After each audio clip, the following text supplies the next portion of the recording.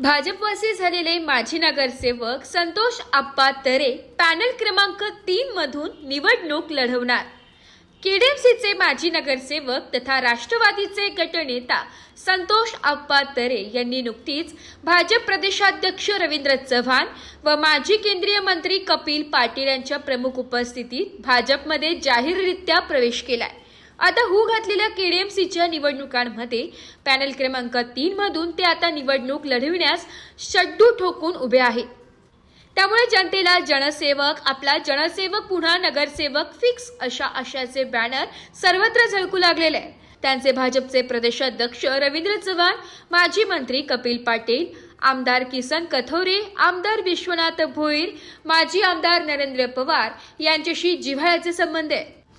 त्यांनी आपल्या नगरसेवक काळात प्रभागात अनेक महत्त्वाची कामे केलेली आहे। यात प्रामुख्याने रस्ते, गटार कामे, विजेची समस्या, पिण्याच्या पाण्याची समस्या या प्रामुख्याने बहुतांशी सोडविण्यासाठी प्रामाणिकपणे प्रयत्न केलाय। त्यांनी गोरगरीब नागरिकांना नेहमीच मदतीचा सढळ हात ठेवलाय। ते ठाणे जिल्हा कबड्डी असोसिएशनचे उपाध्यक्ष असून कबड्डी स्पर्धा ही त्यांनी मोठ्या उत्साहात वाखण्याजोग्या भरविल्या होत्या। कोरोना काळात देखील स्वतः रस्त्यावर उतरून मदत मागणारा तो कुठल्याही वॉर्डातील असो त्याला मदत केलेली आहे। त्यामुळे नागरिकांचे त्यांचे अतूट स्नेह तयार झाल्याचं पाहाव्यास मिळत आहे। त्यांनी इंदिरानगर येथील स्लम भागात नेहमीच सढळ हस्ते मदत करण्याबरोबरच येथील पिण्याच्या पाण्याची लाईन ही आणून दिलेली आहे। तसेच गणेशवाडी परिसरातील अंतर्गत रस्ते, गटारे व इतर समस्या त्यांनी प्राधान्याने सोडविल्या आहेत।